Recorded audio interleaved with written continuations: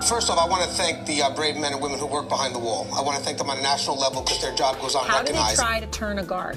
Well, correctional officer. Sorry, I apologize. But correctional officer. How you guys doing today? It's Anthony Gangi, host of Tier Talk. Guys, remember we're doing these segments talking on the tiers, so this is going to be the second set of videos. This video is going to be, why do we do it? What motivates us? Is it worth the sacrifice? And I thought it was a great question. I did my video response a few days ago. This video right now is a result of the submissions that came my way. Now, guys, I didn't want to edit much on their videos because when people answer what motivates them to work in corrections, or more importantly, is it worth it? These are their thoughts. These are their feelings. I can't judge anybody whether they're right or wrong because this is how they feel. And I think this video is great for you guys to watch because sometimes we lose out on that motivation.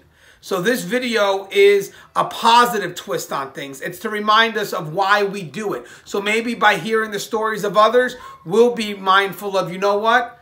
That's why I entered the field. Because a lot of us right now, we tend to lose that motivation. So I think this is a great video and an effort to remind us of that motivation. So guys, if you haven't, to show Tier Talks for you, you brave men and women that work in corrections. So please subscribe, interact, engage, comment, hit that bell. That bell is going to notify you every time I post a video. And when we come back from our sponsors, enjoy the video. I wanted to attend a university that had an intelligence program. I wanted to look at problems different. I wanted to increase my critical thinking abilities. AMU offered those avenues to expand. Obtaining your degree as an adult, you're actually paying yourself and investing in yourself. You can't put a dollar on it, it's priceless. It's something that can never be taken away from you. American Military University. Learn from the leader. Is it worth it? Are the sacrifices and the missed family events and the stress and the kicking and the banging and the bleeding and the yelling and the screaming, are they worth it? Is subjecting yourself to this environment day in and day out for decades, knowing the harm that it can do to you, is it worth it? When I was originally asked this question by an inmate, I was approached by an inmate and he asked me if it's worth it, what I put myself through, and I had to think for a little bit. It's not one of those questions you can answer right away. I mean, you can, but we'll come up with some automatic correctional officer response, some quick-witted one-liner about a pension or about not having to really work for a living. But is it really worth it? And I've been thinking about this since I was asked, and I posed the question to Anthony, and then Anthony put it back on us. And the answer is, hell yeah, it's worth it. It absolutely is worth it. It's worth it because what we do as correctional officers is so important.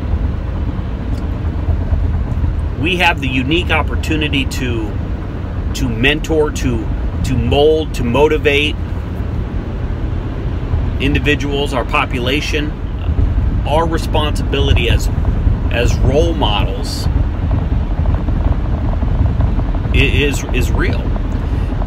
We may be the only representation of what a normal human being is to our population. We may be the only example of a person who has it all together, and that's actually pretty scary if you think about it. But that's a huge responsibility. They watch us. They watch what we do. They feed off how we interact with them and communicate with them. And I don't know, I guess I'm kind of a utopian kind of guy, which is not where I was a few years ago, but now it is. And I think that if we can positively impact one person, we can potentially change the world, right? We change the trajectory of their life. when we interact with them, we can completely crush their spirit, or we can guide them to greatness. You know, I had a kid approach me about a month ago, and he was not having a good day. He had found out his sister committed suicide, and in talking with him, I found out that this individual was suicidal. He didn't want to live anymore after hearing this news, and I learned that years ago he had attempted suicide. He had put a pistol in his mouth, and his sister was the one that talked him out of blowing his brains out. And he decided that day, at that moment, that he was not going to kill himself because of his sister. Well, now his one reason to live is now dead. And so I talked to him, and I told him my concerns, and I told him about the protocol and how we were going to have to put him on a suicide watch, and he understood, and I did all the things that I needed to do, and I saw that kid a couple of months after that, and he thanked me. He thanked me for not letting him kill himself that night. He told me that he had every intention on killing himself, and that he was glad that I stepped in. He was glad that I said something, because he had now made plans with his mom to go out to California, and that's where his sister is buried, to see her headstone. And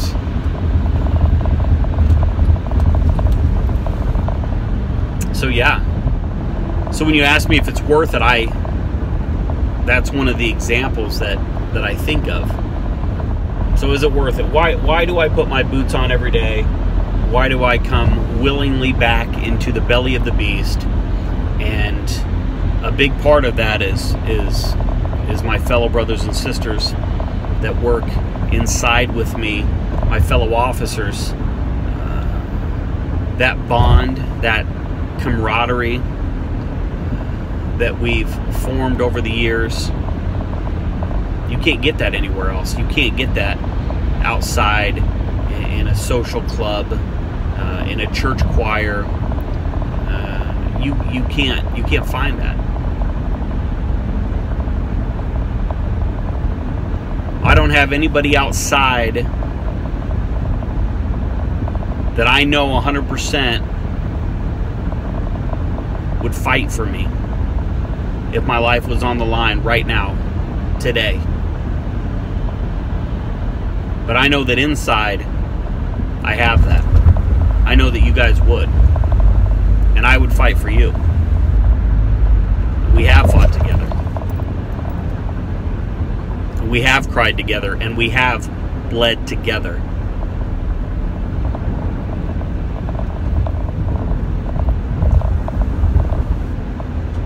And one of the reasons that I do what I do, and I write about the things that I write about, is not because I'm trying to put myself out there or say, hey, everybody, look at me, I got it all together, and you know, do as I say, not as I do kind of thing. It's not why I do what I do. I do what I do because I want you to know that you're not alone, that when you're sitting in the dark and you're having trouble processing or digesting what you just saw or said or had to do, that you know that I'm on the other end of town doing the same thing. I do what I do, and I put my boots on, and I come to work, and I carry myself the way I carry myself, so you don't have to worry about if somebody has your back or not, because I have your back.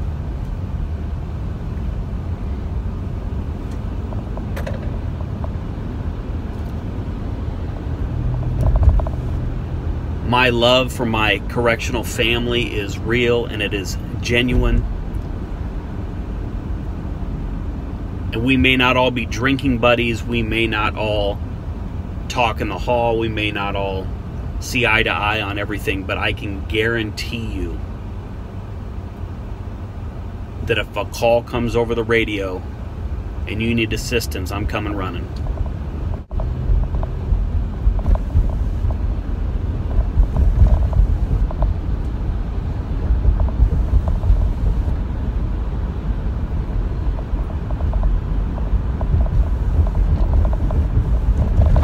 because it just isn't about me leaving that facility safe and sound every day. It's about all of us walking out of that facility safe and sound every day. It's about all of us being okay.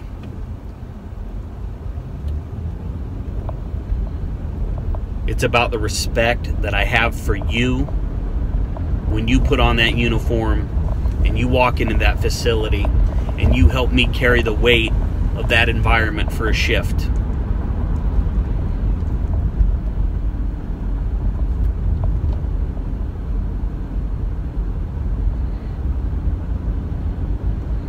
It's about my respect for the sacrifice that you guys are making for me, for the facility, for your community. I'm not the only one missing parent-teacher conferences. I'm not the only one missing sporting events. I'm not the only one missing Christmas.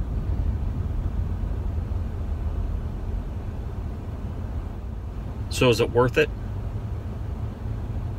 Yeah, you make it worth it. You make me want to come in and fight.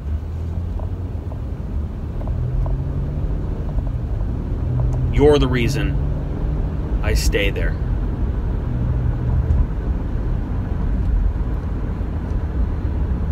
It's not the money, it's not the pension.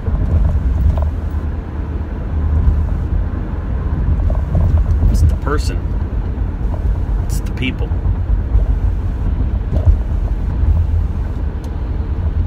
Even the most negative of you, my fellow co-workers,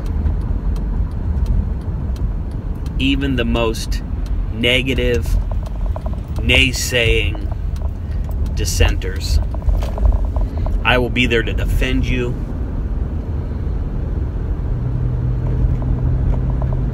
to support you in whatever way that you need me to.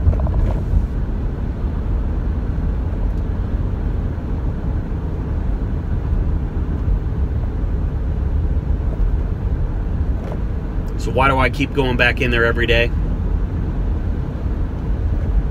Because hopefully something that I do or I say will positively impact somebody's life. And when I die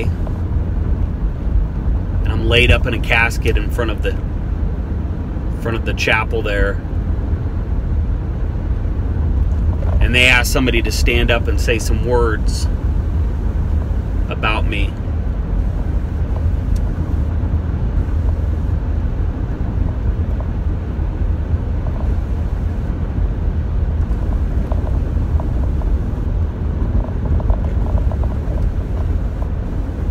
hopefully someone will have something to say. It's not about large scale change. It's not about accolades. It's not about me at all. It's about you, and are you okay? And are you having a good day? And can I make you smile? Can I help you escort this guy to where he needs to go? Can I get you a pop or a cup of coffee? All right, guys, until next time, be smart, stay safe, stay sane. We'll talk soon. Hey guys, RDMF Jones here. Question on the floor is, why do we do it? Why would anybody do this? Why would anybody do corrections? Why would we do what we do? It doesn't make any sense. We've got a million things that we could complain about because it's a terrible job sometimes. It's awful. Why would anybody choose to go inside that wire every day and do this kind of work? And it's a legitimate question. It really is. What would cause someone to do it? Because the complaints, oh my God, you can complain all day about what's going on in corrections. But the thing is, can you explain why you would do it. What's the best parts of the job? What do you get out of it?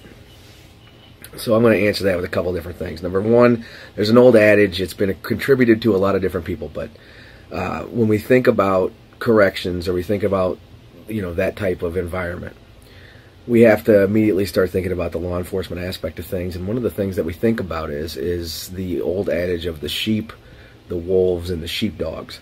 The idea being that there are sheep. Sheep are the regular people out in the world who don't know anything about crime or punishment, don't know anything about evil, don't know anything about good. They just kind of live their lives, have a happy existence, worry about their car payments, and go through their life, and that's fine. Then there are the wolves. The wolves they prey on the sheep. They attack the sheep. That's their thing. They attack sheep.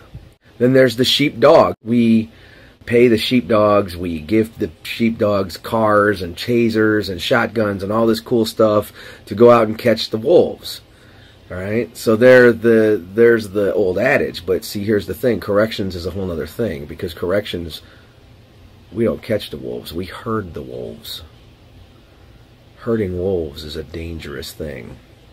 Herding wolves is something that not everybody can do. Okay. In fact, I was speaking to another fellow training officer at another facility, and he's a county facility where they have, obviously they do a lot of intakes from law enforcement, and then they also tend to they have their own patrol guys. And one of the things that he said, and he absolutely stuck by it, was the best patrol officers were always corrections officers first. And I was kind of thought about that, and I kind of took me back, and I said, why do you say that? And he said, because a corrections officer always is going to know how to run his mouthpiece. He's always going to know what to do, and nothing surprises him or scares him. He doesn't shake easy. You know what? There's honor in that. There's honor in that, guys. There's honor in what we do. You'll have a legacy to pass down. You'll have stories. You'll have stories and life lessons. So those are the two things that I would say is the reason that most people who decide to become correctional professionals, which, by the way, just while we're here talking, there's difference between correctional professionals and people who work in corrections. Okay, correctional professionals see those two things, or at least can understand those two things. Corrections, people that work in corrections, they're just there because they're trying to get through the day, and this is not, any of that is important to them. And normally, you know what? They don't usually stay in it, and that's okay. But the guys that stay in it, and the gals that stay in it, because I've seen some women that absolutely are 100% as competent as a male is, I would say that those two things kind of resonate with them when I mention them. So anyway, that's pretty much what I got to say on why you should do this, or why you would keep doing this, is because it has honor in it. And what's your legacy going to be? So, hope it helps. There you go. Hey Anthony, thanks for having me on your channel. And if this is your first time meeting me, I'm Deputy Thomas, and I have a YouTube channel called Law Enforcement Explained. You know, Anthony, that's a great question you asked. If I have to be 100% with your audience, I'm going to say it's about the money. I'm a deputy sheriff in California, and to me in this state, we make a decent amount of money being law enforcement. And I'm able to provide my family with all the things that I didn't have when I was a kid. You know, now I have a nice house, have nice cars. You know, I'm able to take vacations with my family. I'm able to provide them with good health care, and we're able to just live the American dream. Now, I know this might not be the most popular answer, but this is my answer. You know, the sacrifices that I make on the job, you know, putting my life on the line, it's all just to better my family's life, to have them have a nice, you know, future. And if you want to know how much money I made, you can go check out the video on my channel after you get done watching Anthony's videos. And again, thanks for having me on your channel, Anthony. You guys be safe. And this is Keith Helwig from Cops Corrections 3-Minute Videos. One of the things that are seldom discussed today is what's good about working in corrections. We can always find the bad. We can find the understaffing, the underpaid, the danger, the whole 9 yards. We can come up with a list of things that are bad. But you have to really ask yourself, what's good about working in corrections? The camaraderie you develop with your fellow officers is certainly good. The impact you can have on the lives of others, whether it's inmates, whether it's their family, whether it's your other workers, is certainly good. Also, job security. I can guarantee you that once you're a correctional officer and you pass your probationary period in most states, you're pretty much bulletproof, unless you're a real asshat and you decide that you're going to bring in contraband, or you're going to fraternize with an inmate, or you're just going to do something stupid, which is a general risk to the security of the institution. Then, doesn't matter how much time you have in, you're gone. I've seen people with 30 years get walked out of the institution for doing things so stupid as allowing a weapon in a transport vehicle. It happens. We get careless, we get complacent, as I mentioned in previous videos, and things happen. But all in all, once you're in corrections, you pretty much have a job for life. In most states, when you're in corrections, you're going to have a job in the good times, you're going to have a job in the bad times. Your job may not pay as much as some other jobs. I recall when I started with an individual who laid floors on the side. After we had a couple of years in, he'd received an offer to become a floor installer for a local flooring company that sold carpets, flooring, things of that nature, and he took the job. I ran into him about 8 or 9 years ago, and he told me one of the biggest mistakes he ever made was going out and making his own business. He stated he made more money than he made in corrections, but he said when he wanted a paid vacation, he paid for it. When he wanted health insurance, he paid for it. When he had a sick day, he didn't get paid. Plus, he said, years of manual labor have left him with 2 artificial knees, a hip replacement, and a bad back. So you've got to consider overall what's good about your career. Is it dangerous? Yes. Can it be demoralizing? Yes. Can it turn you into a cynic? Yes. But those are all things that you choose. You choose to become cynical. You choose to view the world through gray lenses based on your experiences. It doesn't have to be that way. You can look at the good in corrections, or you can concentrate on the bad.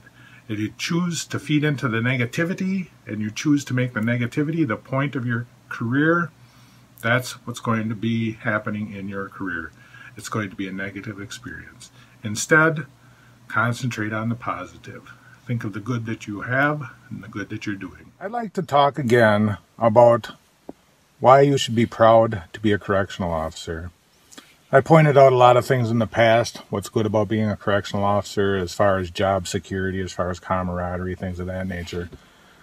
One of the things that I like to point out is the pride you should take in being a correctional officer is that you're doing a job that very few people in this world either know about or are able to do themselves.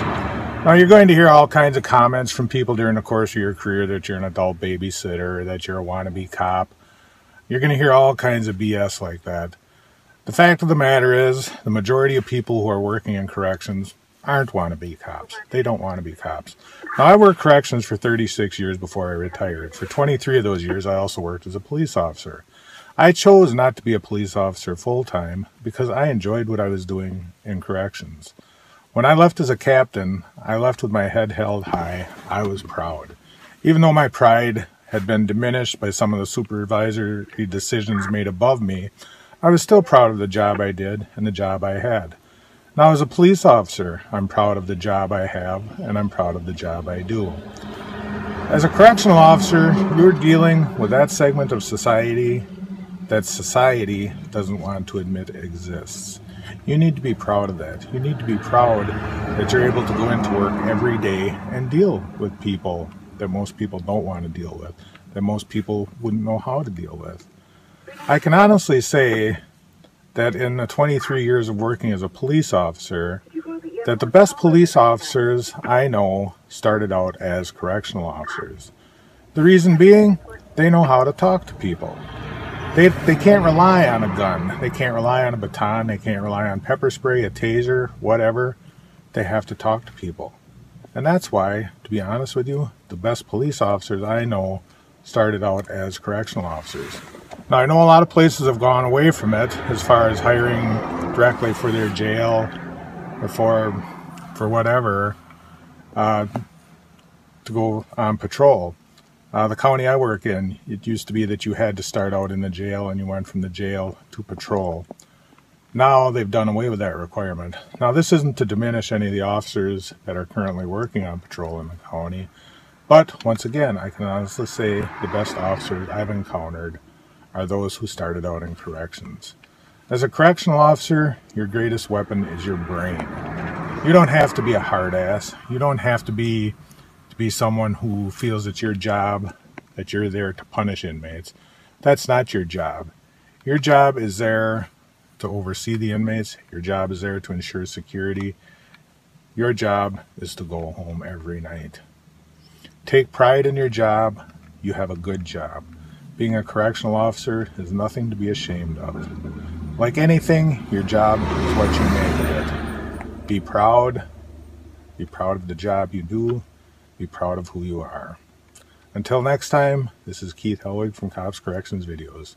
Stay safe and watch. What's good about being a correctional officer, and why do we put up with the things we do? Hello, I'm Gary York, True Prison Stories, and I want to tell you a few reasons why I stuck around and retired from corrections.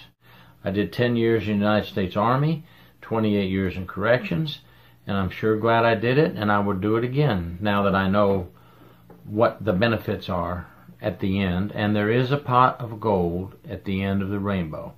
Not a big giant one, but a pot of gold that you'll be able to live with the rest of your life. Let's talk about some of the things that corrections career brings us. We get benefits, steady benefits. You're going to get medical, dental benefits, and all the years you put in, you're going to have a nice pension when you're done. Some states are going to be nicer than others. Some states get a very nice pension, some get an average pension, and some get a smaller pension. But you will have that pension that you can rely on every month of your life for the rest of your life when you retire. Yes, it's a very challenging job. It's a very dangerous job. And it puts you on spot every day where you have to use your mind to quell disturbances verbally. Sometimes you have to quell disturbances physically. But that's what the job is all about, and you have to protect each other. It's about your corrections family. You're going to make many, many friends in corrections that are going to end up being lifelong friends. I retired from the state prison system, and then I went to the county and did 12 years with the county jail system. And I have friends for life from both those agencies. I also have friends for life from my military way back in the day, 3 decades ago. So these are jobs that have camaraderie, that you become family with the men and women you work with. And that's worth a lot to me too, friends for life that you're going to have. Okay? And there's stability. That paycheck's going to come in every 2 weeks. It's stable. If you get sick, you can go to the doctor and you don't have to worry. How am I going to do this? What am I going to do? How am I going to get insurance? You're going to have medical insurance.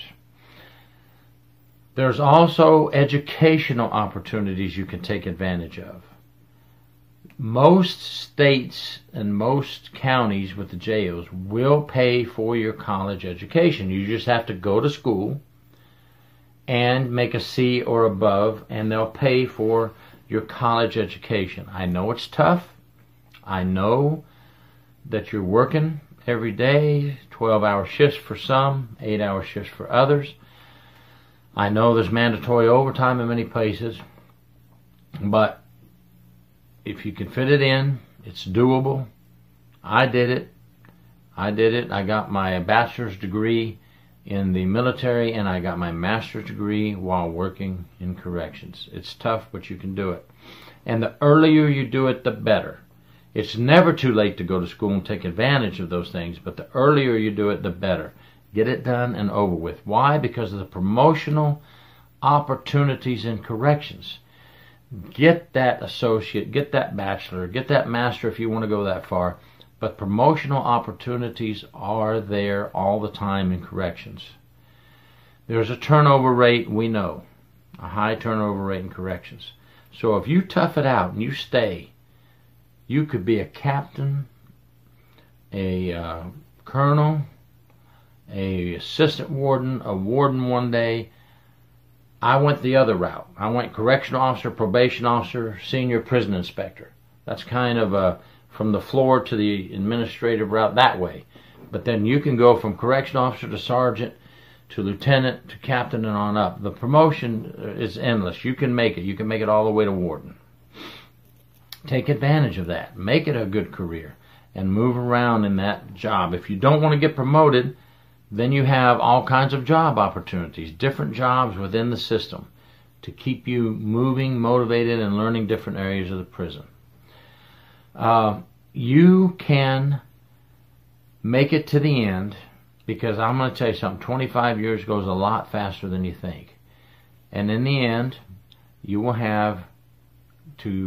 be able to carry over your medical and dental insurance if you wish.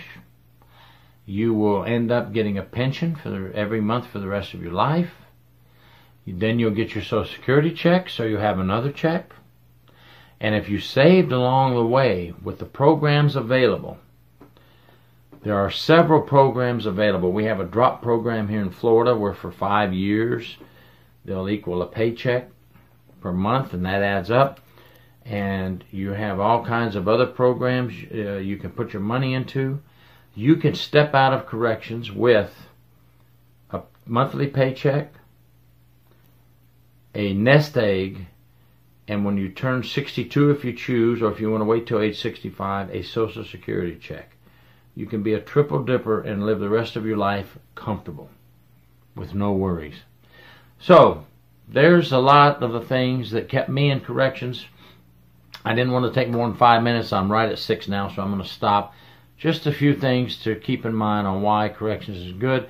And the corrections family is great, and we always help each other in the time of need when there are problems.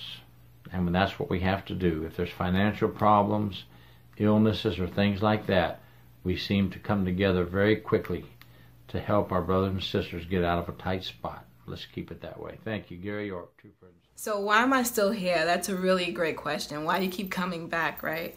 I think that there's a point in your career where you realize that you can make a difference, right? You realize that what you bring to the table might be a little different from what someone else brings to the table.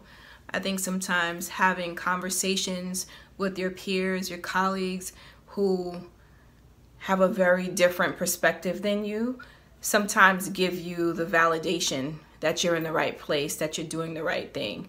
And I also believe that, there comes a point in your career where you say, okay, so I've invested 5 years. Do I want to invest 5 more years? And now I've invested 10 years. Do I want to invest 10 more years? And I think to keep yourself motivated during those very significant milestones, where those are like the make or break milestones, right? Like year 5, you're in, but you could still do something different, right? Year 7 is like you're approaching year 10, and if I leave now, I've kind of already invested 7 years. It's kind of a waste. I'm already vested. Depending on how your system works, that might not be the case. But then by year 10, it's kind of like I'm in it, right? And so is time enough for you to be invested and engaged, or does the time make you become complacent?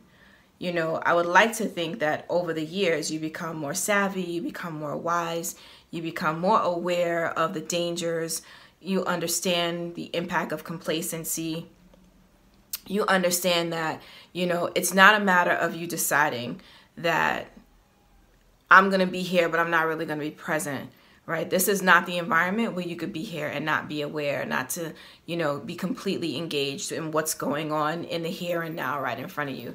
So for me, it was working with civilians from the time I started until the time I stopped, right? And then even then, staying engaged in facility operations, staying engaged with the industry to some extent, staying connected to the people that I worked with. I mean, those people were like amazing people. And granted, you're always going to come across an idiot here or there that you wish you had never worked with. That was no different for me. I came across people who I was like, I could not deal with them anymore. But for the most part, like, there was a certain way that I just really enjoyed being in the environment because I was learning so much.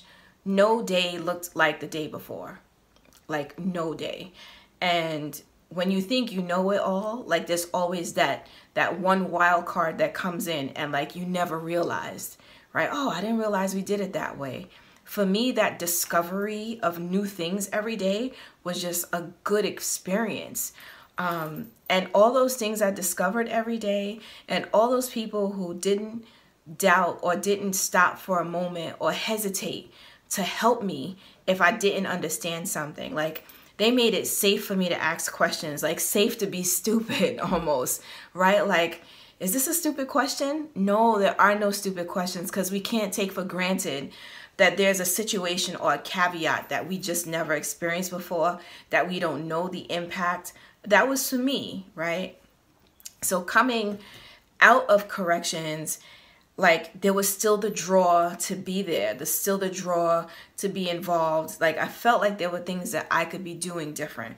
I felt like, you know what, that last person that I walked out, you know, they just didn't understand.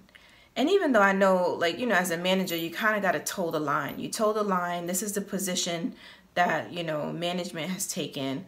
You know, this is the position union has taken. And sometimes, you know, once the chips fall, you let them fall where they may, and there's not much that you can do. And for me, I felt like this is an opportunity for me to do what I thought was right by civilian employees. So that's kind of where Civilian Corrections Academy came from. It came from this place of, there's so many unknowns that someone, like those pitfalls that someone can fall into. And if you're not the coachable type, and if you're not the type to really ask questions, I mean, there's so many different personalities in the environment. For me, the academy came about because there was so much that civilians need to know that we just don't know. And I wanted to take all that I had experienced and all that I had learned over those years and infuse that back into the industry, so that civilians wouldn't have to walk the walk or walk certain paths unnecessarily. You know, if you chose to go down that road, whatever road that was, and it's a road that you shouldn't go down, then that's your choice. But it's a difference when you just don't know better. So giving people, civilians, that insight has really become my passion. Like, I want civilians to be successful. I want them to be able to partner with corrections. I want them to be a trusted voice. I want them to be a reliable voice. They're not just some random voice that, you know, is void of the safety and security concerns that are being presented in a situation. But they're a voice who can say, you know what, I assessed the situation. Here are the concerns that came up as I was going through this process. Bring it forward. Talk with custody and really make it a partnership and not this us-them that seems to be existing in most systems.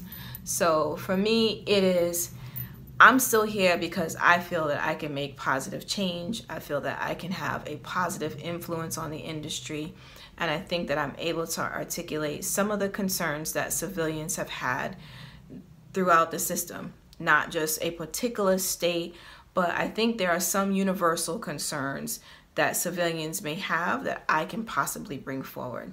So I'm still here because I think that I still have a purpose and that what I bring to the table can add value to our industry. Is it worth it? Is this job and all the duties that you're tasked to do, all the responsibilities you're given, is it worth it in the long run? There's a lot of negative aspects that come with this job. A lot. And I'm not going to sugarcoat it. I'm not going to lie about it. But there are some positives as well. And now the question that we're going to have to find at the end of this is, do those positives outweigh the negatives? Are those positives the reason to continue pushing forward and pursue this line of work regardless of the negative aspects? I worked corrections for 3.5 years, assigned to a special operations unit, assigned a gang unit. Met a great group of people, brotherhood like no other. Now my duties have taken me to become a police officer. So I can kind of speak to the aspects of both worlds. Specifically on the end of a police officer, when we look at the negative context here, we have officers getting killed almost every day now. It's been ridiculous just in 2019 alone, the amount of line of duty deaths that we've had involving our law enforcement officers. So we have a constant stressor on our hands, wondering if today's going to be the day. Is today going to be the day that I walk up to that car and before I can even ask for a license and registration, am I going to get blown away? Because in reality, they want you dead, you're going to be dead. You can train all you want. You can be proficient in firearms. You can be proficient in defensive tactics, and that's fine. That's great. You need to have those skills. Those are crucial for your job. But in the end, action is faster than reaction. So we have that constant stressor of wondering if today's going to be the last day that we work. Is today going to be the day that I lose my life? And the fears that come along with that is, what is my family going to do? What is my wife or my kids, or my mom or my dad, my brothers, my sisters? What are they going to do with their lives after I'm gone? So when we take in those aspects, it causes a lot of strain, not only on your personal life, but on your marital life, on your friendships outside of this work environment. You're going to miss holidays. You're going to miss birthdays because of this job. And that's part of it. Another huge negative aspect, you're going to see a lot of stuff in this job that's going to bother you. And it's going to be stuff that you deal with, and you don't just deal with it for that day or that night. You don't just deal with it for that shift. You will continue to deal with it. You'll continue to see some things when you close your eyes. You'll continue to hear things when the room is silent. And that is a nasty side effect that comes with this job. The sights, the sounds, the smells. And it's okay to be bothered by it. It is. It means you're human. It means you have a heart. What's not okay is some of the ways we deal with that stress, whether it's through the use of narcotics or alcohol, trying to numb our memories or our pain, or letting it build up to the point where we lash out violently, whether it's with a random stranger, a friend, or a family member. A lot of incidences of domestic violence come to mind. So you definitely have to find a healthy coping mechanism. I'm going to talk one more negative. We put on this badge and we want to go out there and save the world. We do. And that's great. It's noble. It is. This job has been around since civilization started. There's been somebody to keep law and keep order. Sadly, though, crime still does exist. Sadly, it seems like as time progressed, crime seemed to expand and become more intricate and more violent. The world is turning into a sad and scary place, even though the best efforts of law enforcement.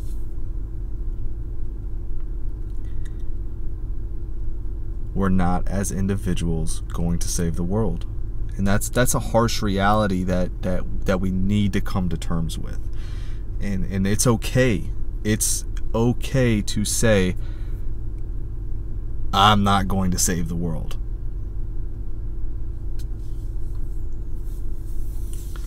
But we can do our damnedest. And this is where I branch into some of the more positive aspects of it. You can do your damn best to make a difference in your community. If everybody went to work with that attitude, that they were going to do everything in their power to make a difference in their community, to make their community safer, yes, it would get better. It wouldn't be fixed, but it would get better. Absolutely. And if you can make that your daily motivation, that is where you will succeed in this field. That is where you will find your drive. If you think about, if I get this many bad people off the street, that's one less person that my child might have to interact with if they're out to eat at a restaurant, or my spouse might have to interact with.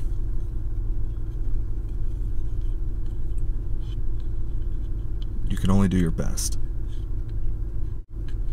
Another positive is that you are going to meet brothers and sisters that you are going to have such a connection to, regardless if you've met or not. But because they put on a badge and you put on a badge, you guys are linked. And you're going to be willing to sacrifice yourself should the occasion arise for that individual. Now that's a strong feeling to have towards somebody. And that's another aspect of motivation that we as law enforcement officers need to have. Is we go to work to protect our brother or our sister. The ones on our left, the ones on our right, the ones in front of us, the ones behind us. And that was something that I had taken from my time in corrections with a rapid response team. We were a 14-man team, and I can remember thinking in line formations, we would have shield men, you'd have baton men, you'd have lethal munitions, less lethal munitions, but specifically when you were just doing just the baton stuff, it was much like Spartan tactics. And you weren't worried about protecting yourself should a threat come towards you. You were worried about protecting the man or woman to your left and to your right. You were there to protect them, and they in turn were there to protect you. And that changed my mindset about this field. Yes, I want to be safe at work, but my goal is to get my brothers and my sisters home safe. If I can worry about getting my brothers and my sisters home safe, they worry about getting me home safe, it works out. They are my motivation.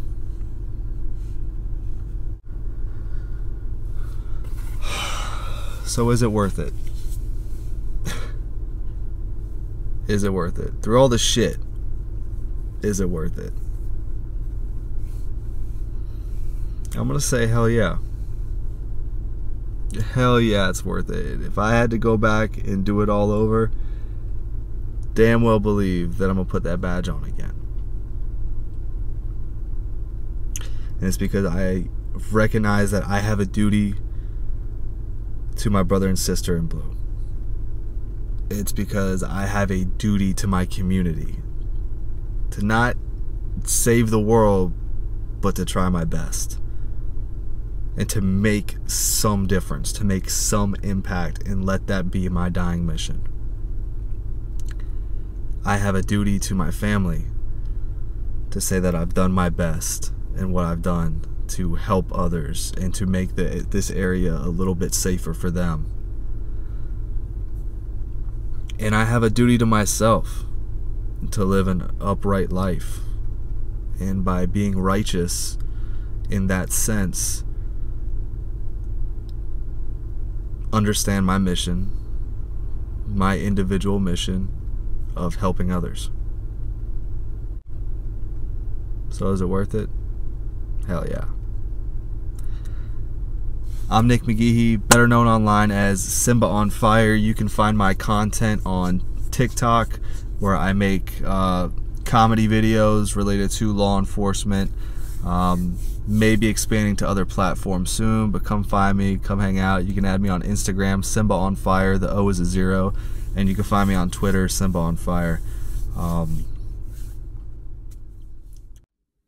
Good afternoon, my name is Aaron Bell. I was asked by a friend of mine to do a quick video about corrections. And the topic of this video is it worth it? Is the longevity, the stress, the positives, the negatives, all these different aspects, is it worth it? Ultimately, I say yes. I'm pro corrections, I'm pro officer. I love the job that we do. It's unrecognized by a lot for what we do.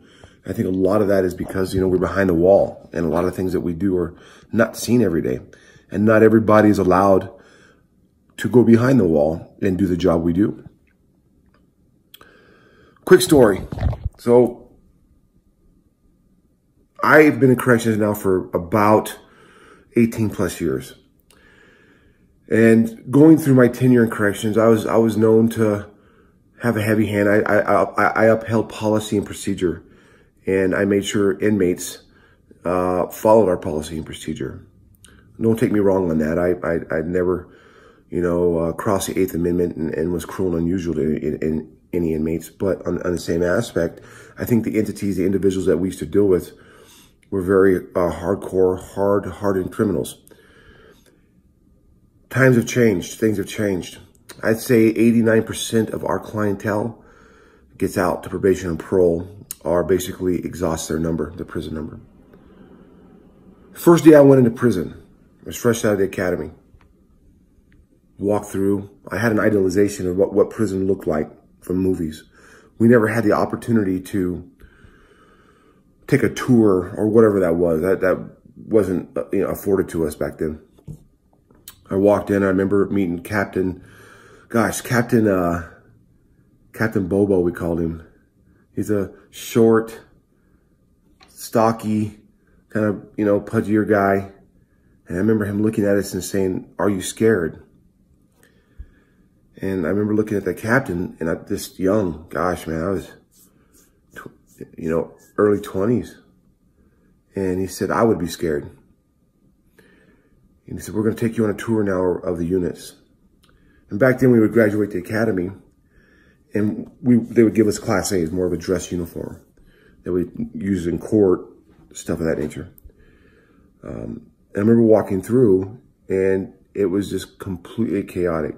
Inmates were banging their doors and screaming, and it was a completely different environment than what I pictured in my head, put it that way. Make a long story short, I remember going home that night to my wife. Saying, "I don't know if this is the right decision for me. I don't know if I should be there. I don't know if I could do this." And I really second guessed it.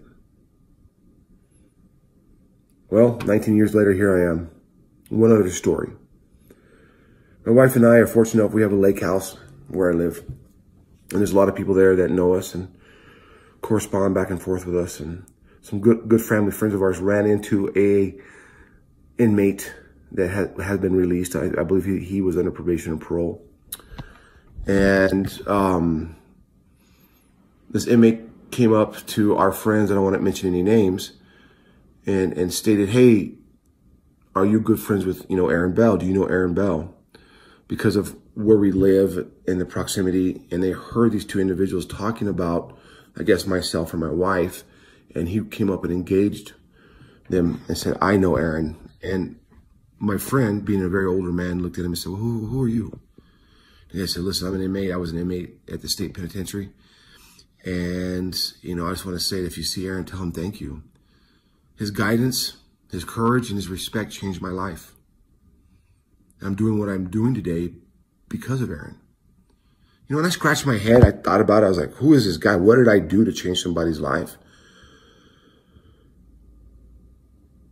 But I guess I did, doing what I was supposed to do. So to answer the question, is it worth it? Yes, it's worth it. Every day, go to work, because you don't know when you are going to change that person's life. Even if it's just one person, and you make that person better a good product of our society, whatever that is. You've done your job. I did. I didn't even know I did it.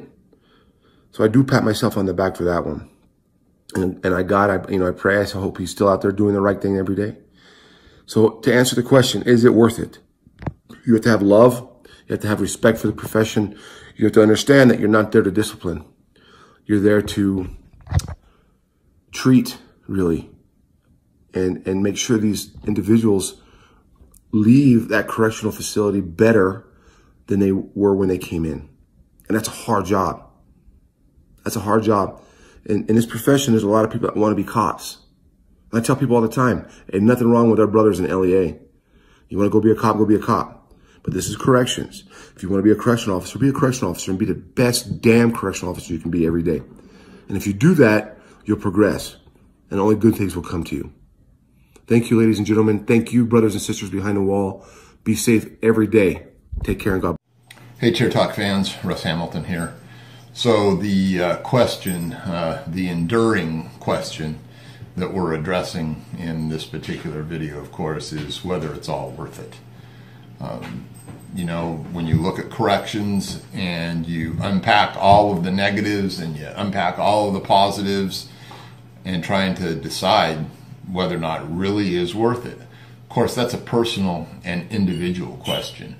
But I think I'll just tell you a little bit about, you know, how it looks from my own perspective, because that's all that a person can really do. Is that, you know, in corrections, there are a lot of negatives. So when you look at those first, when you look at the hours, when you look at the conflict, when you look at the danger, when you look at the stress, when you look at, you know, all of the things that you have to go through. I mean, just from the conflict angle. I mean, you can have conflict with inmates, you can have conflict with other staff members, conflict with administration, and, you know, that's the kind of thing, it can eat away at you. And then the stress and the danger and everything else, that can take a toll too. Plus, you're working horrendous hours oftentimes. It's, you know, there's mandatory overtime, then there's trying to get ahead by a little bit overtime, and then there's, you know, all this that you put into trying to strive to have a career that you can manage and deal with and, you know, promote or do whatever it is that you've decided your final goal is. And it's not easy. It's a very, very tough job. And we all know, you know, about the divorce rates. We know about the suicide rates, which are just astronomical. The rate of alcoholism and other substance abuse and all the things that we go through just based on the job that we've elected to do. And it makes you stop. It makes you pause. It does make you wonder. And if you don't wonder, you're either not being honest or you're crazy in the first place. Maybe you have to have a little bit of crazy to do this. But then when you look at the other side of the equation, there are some definite great positives to take away from it. I know for myself, when I first started, you know, it was rugged. On that first day walking past those walls at San Quentin State Prison, I was just a young country boy. And I'll tell you what, man, that first year for me was rough. But then after that, some things started clicking, things started to go my way. And I was put in a position where I was tested. And by being tested and being put in those positions where I had to come through, I think that actually made a huge difference in my life. And I don't know that there's many jobs, professions that you can say that about where because you've been tested, it made you a better person. So I think that's one huge positive takeaway. It was for me at least. I mean, but the really, really good parts of it, other than that, was the camaraderie.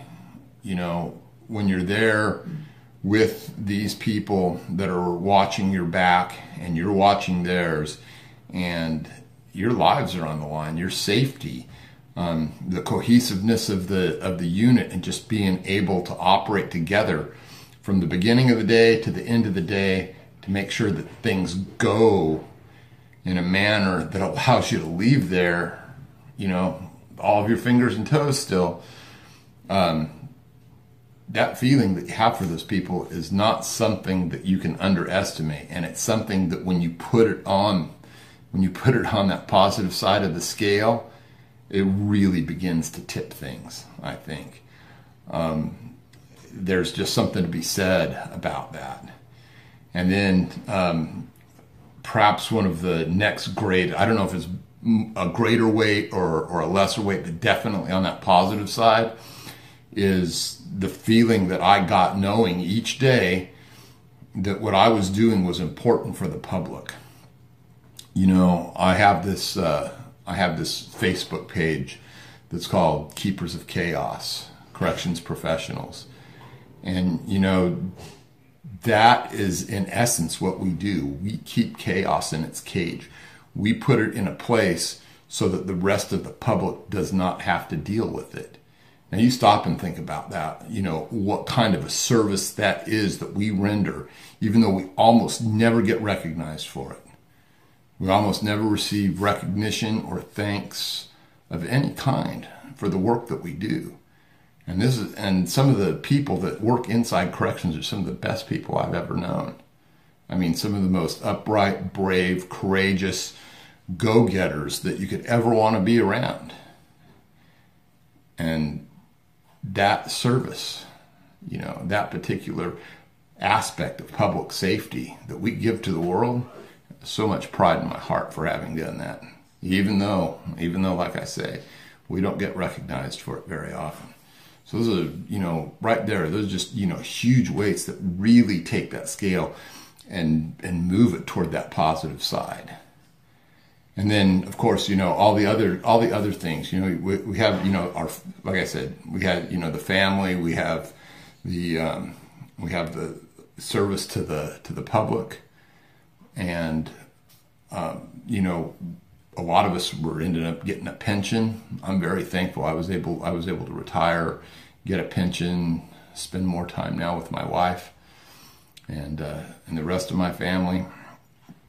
But I think that when all those things are sorted out, that the answer to that question that we've been addressing here is yes, indeed, it was worth it. There were a lot of hard things, but in the end, I mean, some of those set-asides on that one side of the scale really tipped them. I know for me it did. It changed the type of person I was. I like to think for the better. There may be some out there that would argue differently, but I think it gave me the drive that I needed in my life to do what I've done and to have been successful at it. So anyway, going from there, when I just think about, you know, whether I would recommend this job to someone, that's a little bit tougher. I would just say, you know, it's not necessarily whether you have it in you, but whether you can get it in you to do this job. You know, like I say, I think at the beginning of this, I wasn't cut out. But I think if you looked at me, you know, that 1 year later, and from then on, from there, I think it was huge personal growth. So anyway, that's just my particular take on the matter. That's just the way I feel about this. I love working in corrections. I love the people that I work with to this day, even though I'm retired. All of the contacts I have, all of the networking, you know, all of my friends that are out there, I still love that and I cherish that. And that's why I still am active in talking about corrections and doing things and helping out other people, the young pups that are coming along into it. So anyway, I hope that this particular dialogue that I've been throwing out there, I hope it helps someone or encourages someone or inspires someone. There's times if you do this career that there'll be low points, but rest assured there'll be high points too, and it does balance itself out. So anyway, I love you all out there. I hope you all are staying safe, and take care.